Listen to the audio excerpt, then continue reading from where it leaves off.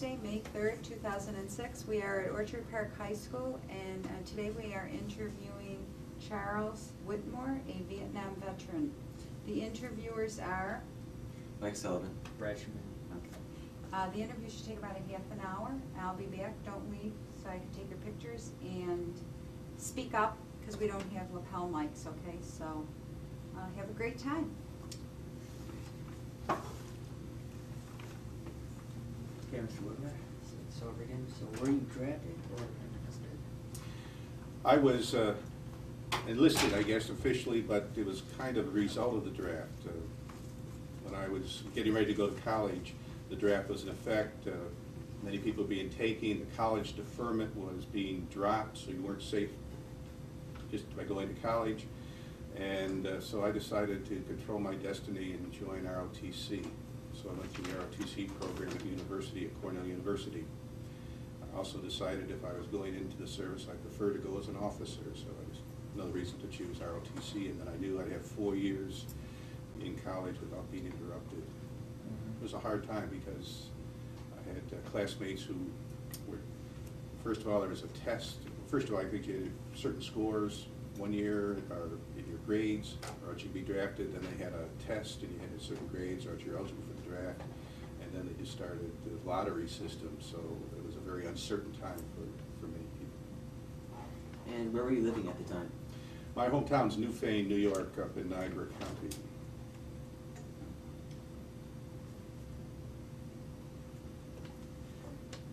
Why did you pick the service branch that you joined?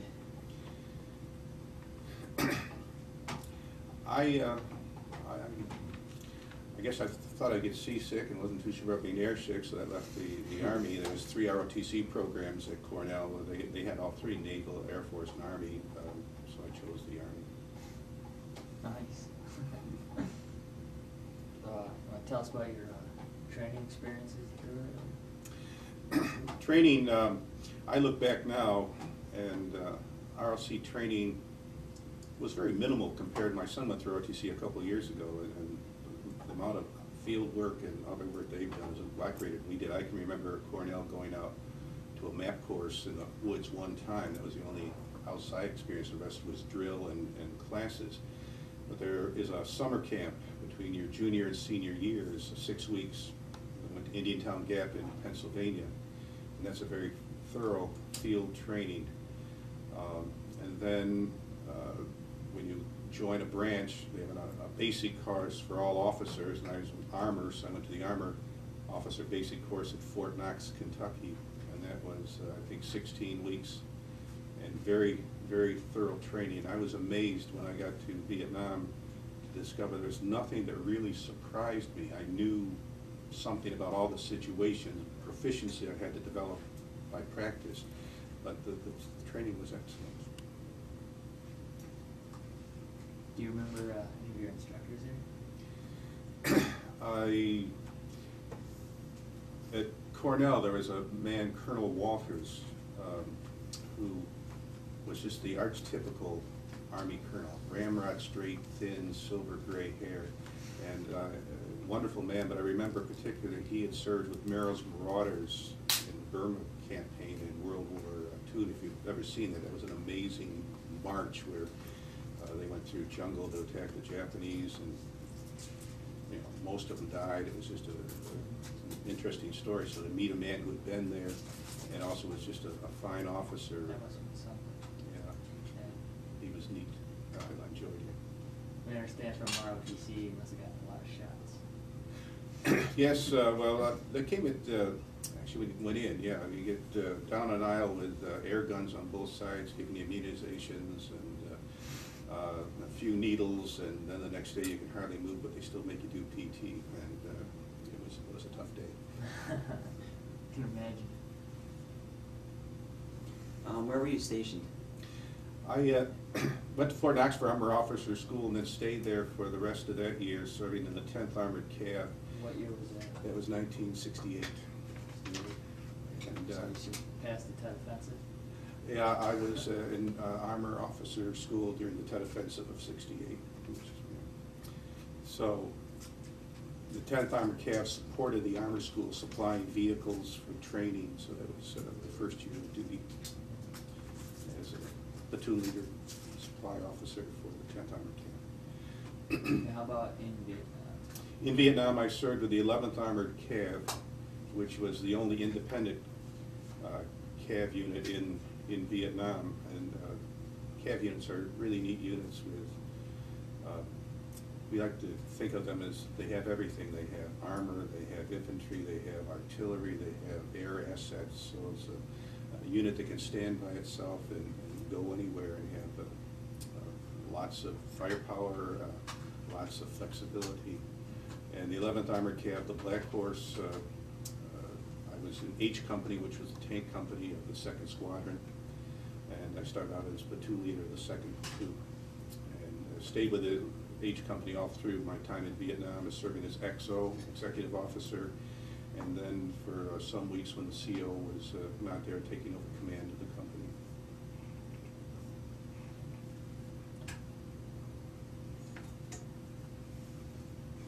So, did you see any combat while you were in there? Yes, plenty.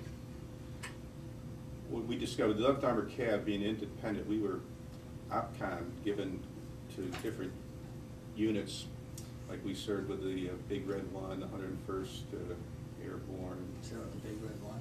Yeah, Nice. for times in the 1st Cav. And we always had the feeling is when the action got hot, they wanted the 11th Armored Cav for their firepower. So we seemed to be going from hot spot to hot spot. Yeah. In fact, well, let's see, April was some real big battles, May, and, just all the way through. We did a lot of jungle clearing, search and destroy missions, so we spent a lot of time going through the jungle. We were in War Zone C, which was kind of northwest of Saigon, up near the Cambodian border. And I'm sure we actually got into Cambodia several times because it's hard to find a boundary in the jungle. But they would always hit you, then run back into Cambodia for safety. So it was clearing jungle, protecting villages, convoy duty. Were there any major battles you can name that you were in, or was it basically jungle clearing? We were in, it's hard to remember all the campaigns. I think Atlas Wedge was one of the big campaigns. We were in, there are several others, a major offensive that we participated in. But we always managed to find the action. And even jungle clearing is, stumble upon base camps and you're in a fight. I can remember one day we were just about ready to go back to an NDP at night defensive perimeter for the evening. You kind of circle up the wagons like in the Wild West and stay there for the night. And we got a call that the 1st Squadron headquarters troop was in trouble. So all of a sudden you thought you were going to take it easy and rest for the night, and you're going off into a combat situation where we had to fight for a couple hours to relieve the pressure on them and pull them out of a bad situation. What exactly, not sure to go back to this, but what exactly was your role during all the combat? Like, were you given orders? Were you on a machine gun? Were you firing? I was, for most of it, although I served as a commander for some combat, but most of it was as a platoon leader. And a platoon leader in a tank platoon has 5 tanks. And so you're the tank commander, so you're sitting up in the cupola with a machine gun, and you control fire from that, as we can call it. Tank commander's override, you can aim the gun from up there. Because most of the time, a tank normally has a crew of 4, a driver, a loader, a gunner, and a commander. But we used to, most of the time, went without the gunner because you weren't fighting tanks, you were fighting infantry and close in, so the tank commander could control the gun from there. So I was responsible for that tank, and then I had 4 other tanks and sometimes some other platoons attached that I was the leader for. So my job was to control them, direct them into the fight, and that meant, well, most of them got down, so their heads are sticking over the top of the turret. I used to stand So I'm up this high so I can give arm and hand signals and control. That must have been really scary, especially knowing the VC snipers and stuff. Yeah, it had its moments, especially I remember one firefight and the radios were working fine, then we got into this fight and I'm giving commands over the radio and nobody's responding very well. And so I'm giving arm and hand signals and they're not paying attention to me. And I remember after we got done with that fight, I was a little perturbed and I was actually very angry and started yelling and screaming at them, you know, what's wrong with it? They all said the radios went dead at the same time, which I find hard to believe, but so I said, if I'm going to stand there and make myself a target by giving signals, I at least expect you to follow them. And we did better after once we cleared the air. Were there many casualties in your unit? Yes, we had quite a few. My platoon was blessed that we had mostly just injuries, but the units we served with, lots of times the tank platoon would be assigned with 2 ACAV, armored personnel carrier platoons, and we'd all go in and be a unit, and we had lots of KIAs. And, actually, the tanks, we lost a lot of people from busting jungle with trees falling down and breaking arms and hitting you with things, and mine damage. We had 5 tanks blown out from underneath, so that was a big problem with mines. A lot of our operations besides the jungle was in the Michelin rubber plantations. That was always dangerous because somehow Michelin got paid for every tree we broke. So we had to go down the rows, and then that meant the NBA knew where to put mines because we couldn't go certain places. So that made us very vulnerable to mines. But if you had a mine, you'd much rather be on a tank than an ACAB. It's much, you know, busted eardrum, but you're probably not going to Stronger, more armor. more armor, bigger, yeah, and where it'll explode is on the front road wheel on either the left or right. And an armored personnel carrier on the left, the driver sits right over where it will blow up, so they were really vulnerable. From what I believe, that's why they made the bread. It's one of the reasons. Yeah. It had more armor, yeah. More armor, the 25mm gun on top. Much bigger gun because an ACAB only had a 50 caliber. In tanks, we had a 50 caliber, the main gun, which is 90mm, and a 7.62 coaxial cannon machine gun. Could you tell us about a couple of your most memorable experiences? Well, you can't forget is I was wounded on June 3rd, 1969, and that day sticks in my memory very clearly. And there was a strange phenomena which I've read about in other books and heard other people say they had the same thing. I woke up that day and felt really at peace with the world. Just everything was good, life was good, and everything seemed very clear, crystal clear without the trees and the things. It was just a beautiful, wonderful day and felt wonderful. We were busting jungle. I remember going through an open field. It was really neat, so we opened up the tanks and really just ran across fast. And we get into some more jungle, and the captain said, "If you hear a gunshot, don't worry, I'm shooting a lizard." And just as he said that, we were opened up on all sides. And my tank, we had the doc was on, the medic was on my tank, and he got wounded. My loader got wounded. A tree fell on and pinned the loader under it, so I'm trying to clear it off, push it off him. The medic had a dog, and he got shot, and all heck broke loose, and was off to the left, and so trying to return fire and take care of those people and all that. We went through quite a firefight, and then thought we had it all suppressed, and we were clearing some jungle to get some dust-offs to lift off the wounded, and luckily I turned around to watch my medic be carried off, and an RPG hit the front slope of my tank and got me in the shoulder and the back, and knocked me to the bottom of the tank.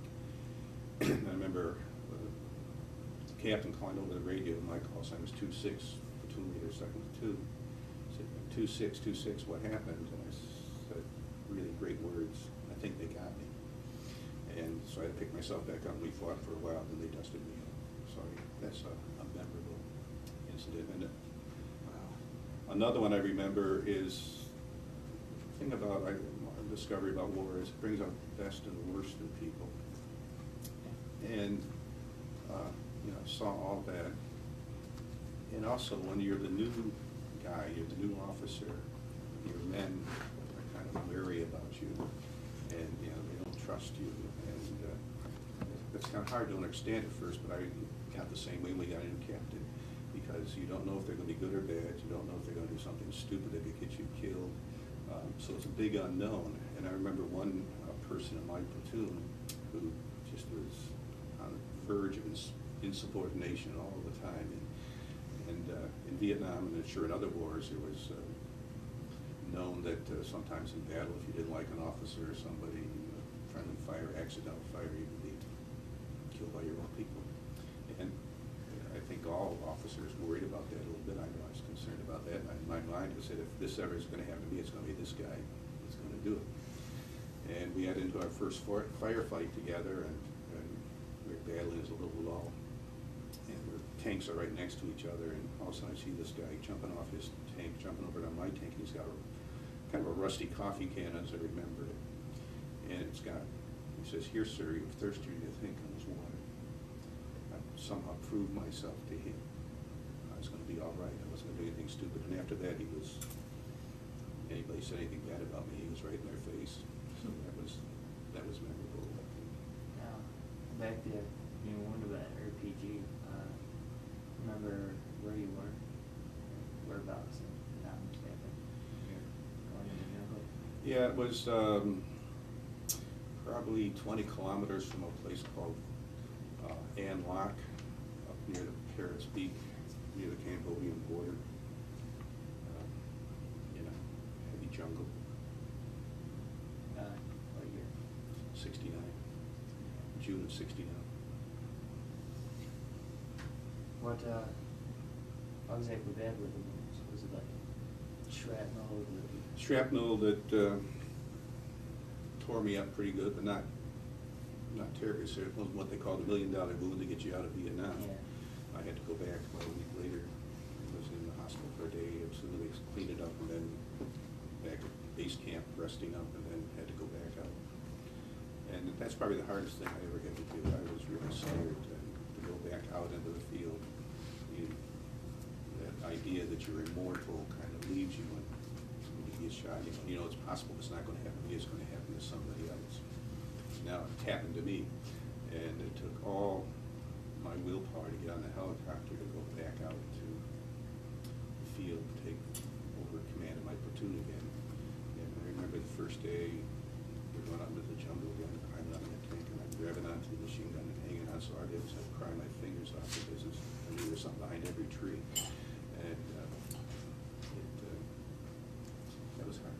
Get more worried after Yeah. behind everything.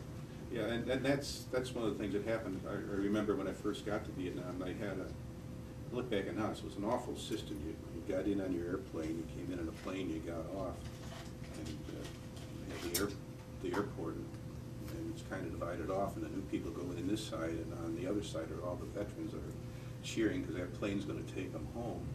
And of course, you're the new guy, and they're giving you all kinds of grief over the fence and scaring at me. But I remember watching those guys, and they were shaking and looked awful and nervous. And some of the people I met when I first got there, man, what's wrong with these guys? Why do they like that? But then you end up the same way. It takes two hands to get a cup of coffee to your lips, and every twig, you hear every twig, and you know, you just become so sensitive. Shell shock. Well, it could be. I don't know if it's hardly that. It's just your senses are just in a place they never were before. You're just aware of everything. You smell things you couldn't smell before. You hear things. And some may make up, but some are really, you're just really attuned because you need to be to survive.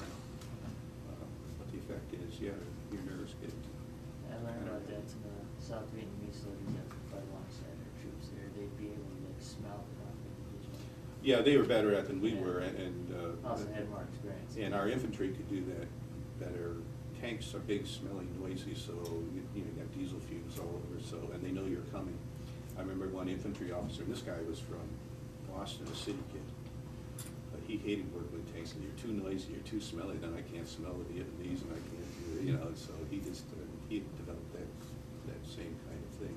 That's why you didn't wear aftershave and things like that, because that's noticeable in the jungle, if you, especially infantry, because tanks is not that big an issue.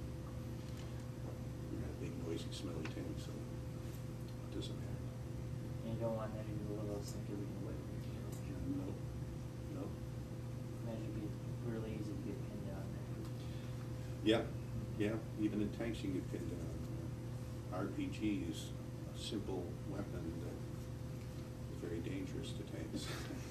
They punch a hole in it and blow up a tank, and they had tons of those. And I remember one in August that year, we had a big offensive. I was the executive officer then. I was back in Quan Loy, which is a fairly big base camp, and at night we got hit, sappers through the fence, and I wake up, I was in a big rice barn, and there's grenades going off and people running through us, and they hit all our units out in the field and everything at once, and they'd come down specifically to get the cab, so they were all armed with RPGs and things. That was a very scary night. Rock grenade, first mentioned that was all one of them. Yeah. Really, even The great for- equalizer, I'll tell you. Yeah. They used to have a bamboo wooden launcher. And, They actually got us to work on a new thing for anti-RPG, an invisible force field that goes around things and stuff, blows it up when it gets in there.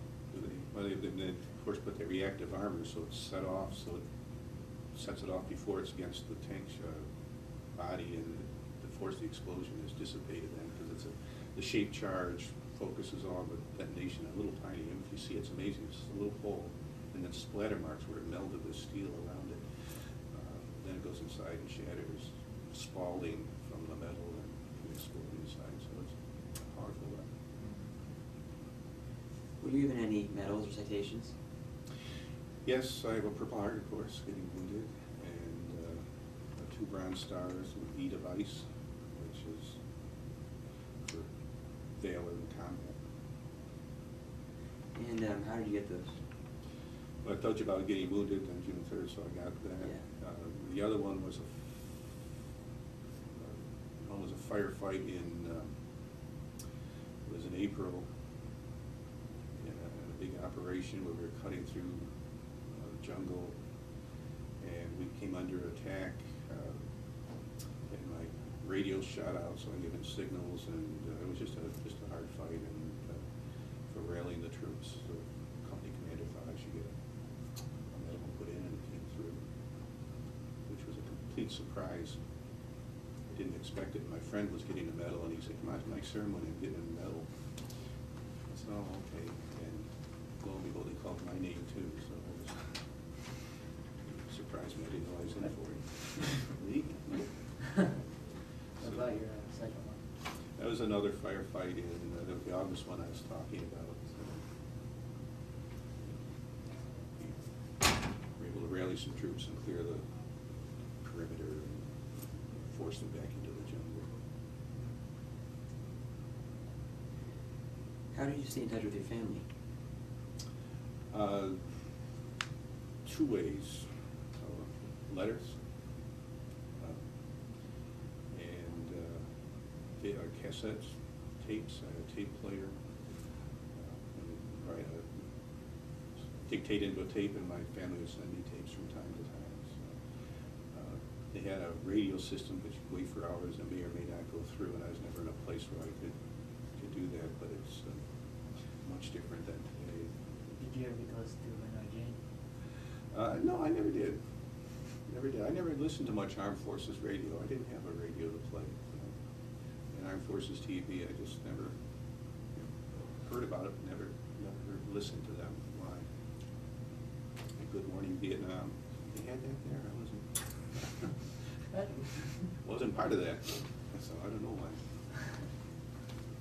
Tell me about your supplies. Supplies? Yes. As an executive officer, you get very conscious of supplies. One way, armor's lucky. A tanker eats pretty well because they have to fly out fuel every day and ammunition to you. So since they're doing that, our cooks used to come out, so we had a hot meal at night, and one of the cooks would stay over and give us a hot breakfast. We only ate C rations, usually at lunch, not all the time, but most of the time. So that was pretty good. But find out is, the hardest thing in the world is to get socks. The supply system didn't meet our needs. Replacing machine guns, replacing tanks, and all those things was always a problem. Even radio antennas, we break a lot of those in the jungle. We had M48 tanks, and they used an old style antenna, so they were rare to get, even harder than the new style antennas. And radios, and so we had to resort to stealing, appropriating whatever supplies we needed. And you know, a great place was an officer club, and you could take radios off the jeeps at first until they got on ID and started guarding them. And other people's supply dumps, and they tried to raid you, so it's kind of a strange situation. But you know, my company commander didn't care how we got the supplies. I had to get the supplies and get them, and so I found the best thing was we had people from the city who had some running gangs and things, and knew about these kinds of things. And I remember like one time I just walked by a guy and said, you know, I just saw that the big red one got a Connex full of socks. I said, okay, and the next day we had socks. Don't ask questions, just get what you need. And we had stuff stolen from us too, so it went around. The biggest thing we ever appropriated was an M88 tank retriever. Ours kept breaking down and wouldn't work, but they wouldn't give us a new one. So You took an M88 tank retriever? I didn't personally, but I guess we did.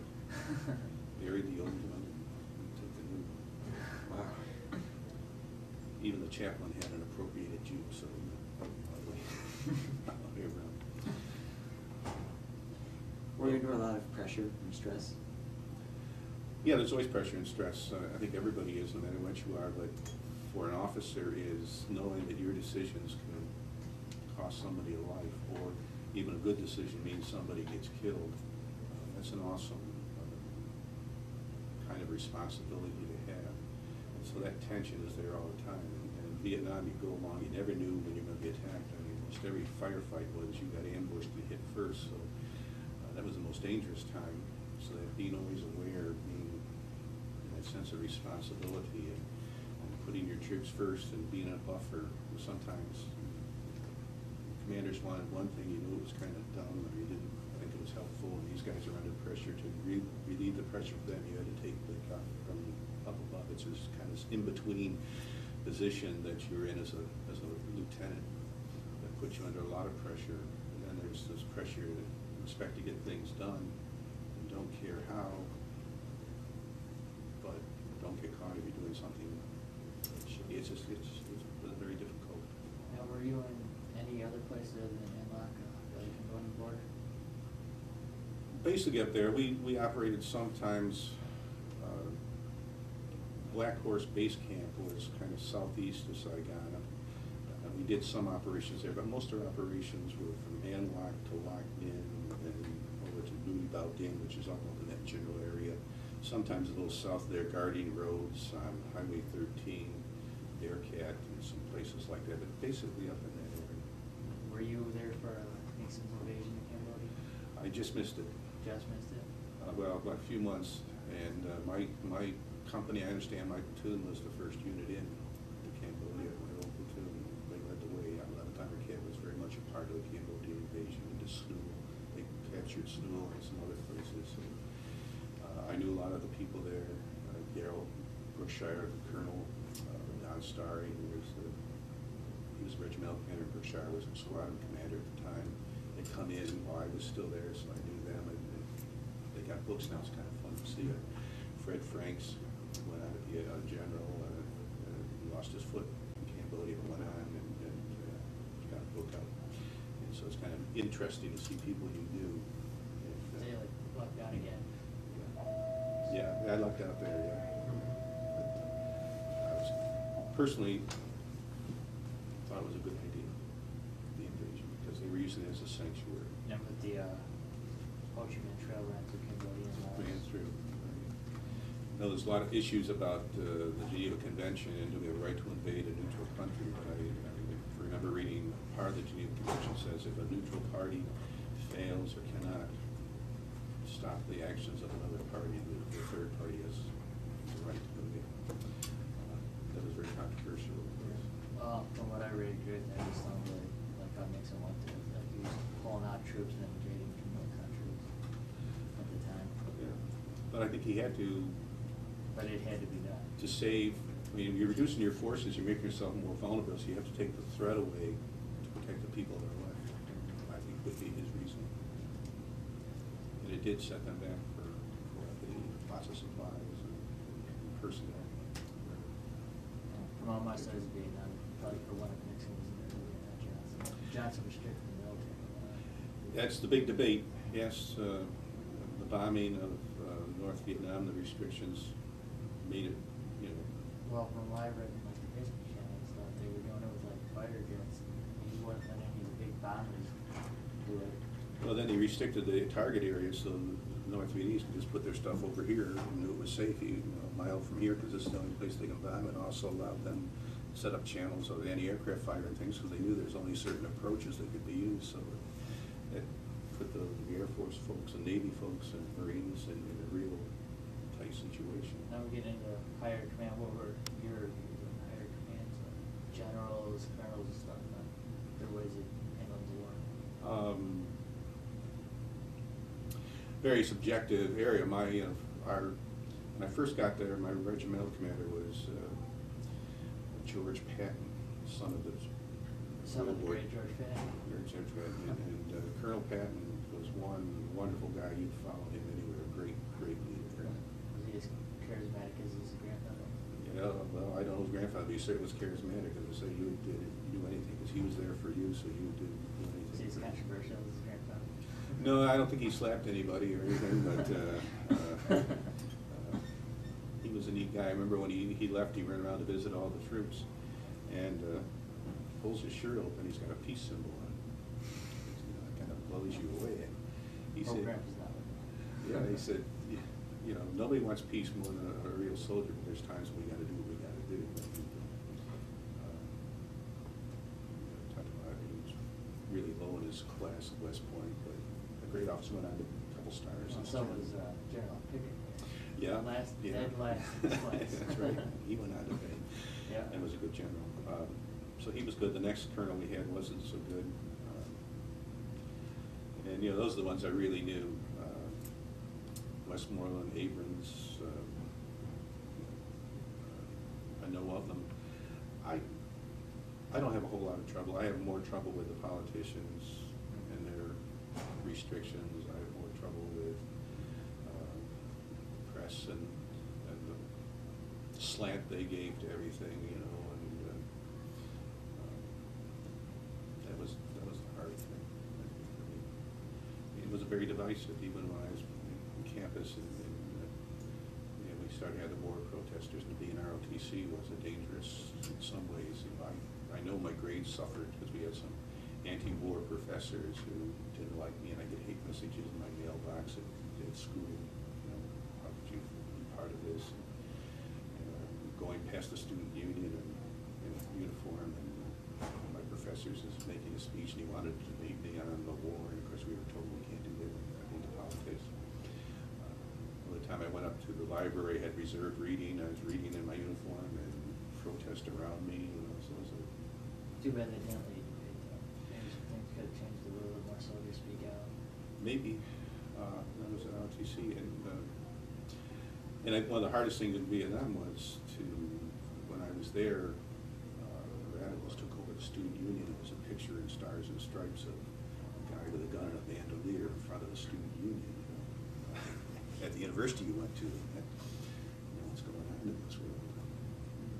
Now, what was it like for you when you came back? I think my story's probably typical with a lot of people's stories. That I think one of the hard things for Vietnam veterans was it was a very lonely war. Even in this war in Iraq, mostly they're going by units and coming back as units. So you go with people you know, and you come back with people you know. I went over as an individual on a plane with, I guess I knew the person I'd known, but we didn't end up together. We ended up in the same regiment, but not in the same company. And you go to a bunch of strangers, and then you come home, your time's up, they stay, you come home alone on an airplane. I went to Travis Air Force Base. did some paperwork and some blood checks, and I'm out of the Army. So, you know, you're going from Vietnam, flying home, and then you're a civilian again. And there's no time to decompress, there's nobody to process it with it, what you've been through, or even talk about it, because nobody's been through it with you.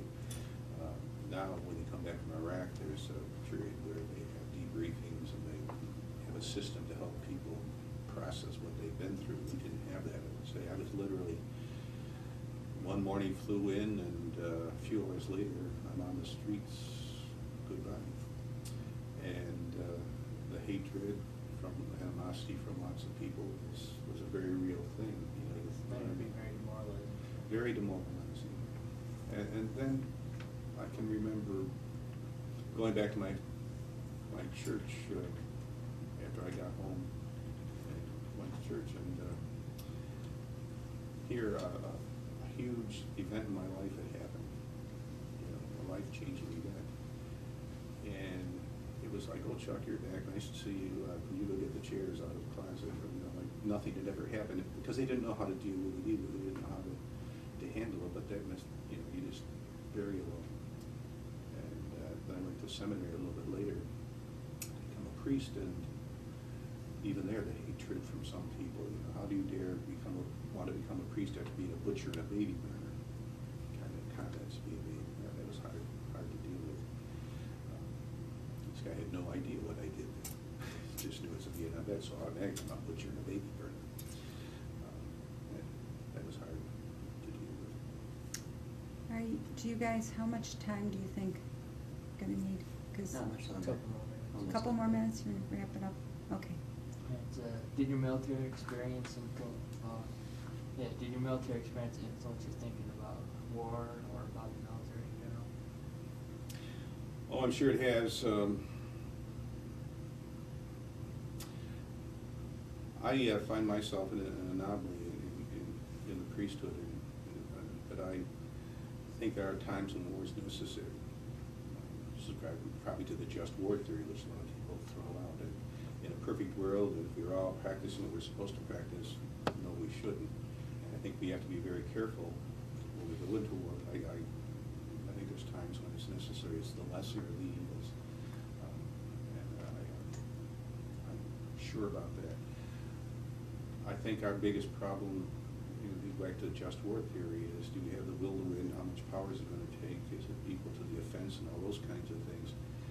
The United States always gets in trouble because it goes in but doesn't understand what it needs to do to finish.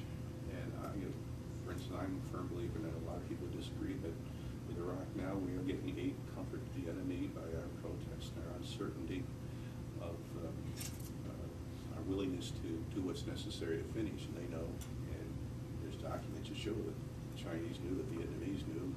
That's who we are. So you play this game, cause enough casualties to make the price too high, and wear out the American attention span, and they'll leave.